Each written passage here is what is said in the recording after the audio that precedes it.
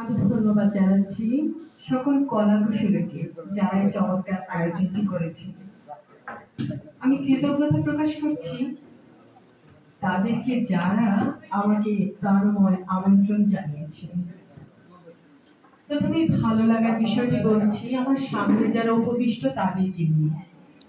আমি খুবই অভিভূত পুলকিত ছোট্ট সোনামণিদের দেখি, কারণ এমন একটি অনুষ্ঠানে এই ধরনের দর্শনার্থী, দর্শক, শ্রোতা যাই বলি না কেন তাদের আজ খুব প্রয়োজন।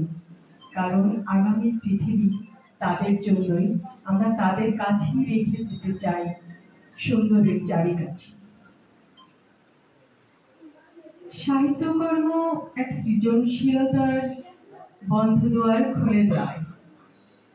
আমরা জানি যে সাহিত্য শিল্প এমন এক শিল্পরূপ যেখানে শব্দ, শব্দের বিন্যাস, ছন্দ, অলঙ্করণ, উপমা সব মিলিয়েই এমন এক জায়গা তৈরি করে, অনুভূতিতে এমন এক নাড়া দিয়ে যায় যা সবসময়ই বিশেষ অর্থ বহন করে।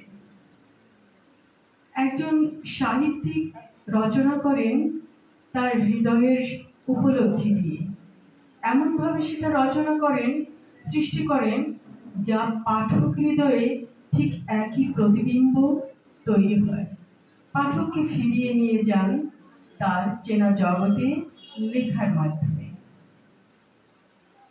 আমাদের চারদিকে যখন অশুভ বার্তা ঘুরে বেড়ায়, তখন সাহিত্যকর্মীদের এই যে মেলবন্ধন শুভ বার্তা বয়ে আনে, এক শুভ শক্তি সৃষ্টি হয়, যে শুভ শক্তি আলোকিত পথ তৈরি করে।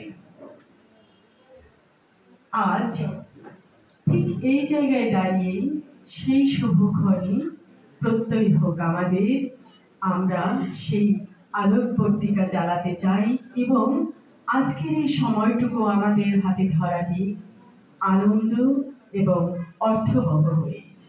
এই প্রত্যয়ে শুভ উদ্বোধন ঘোষণা করছি আজকের পুনর্মিলনের।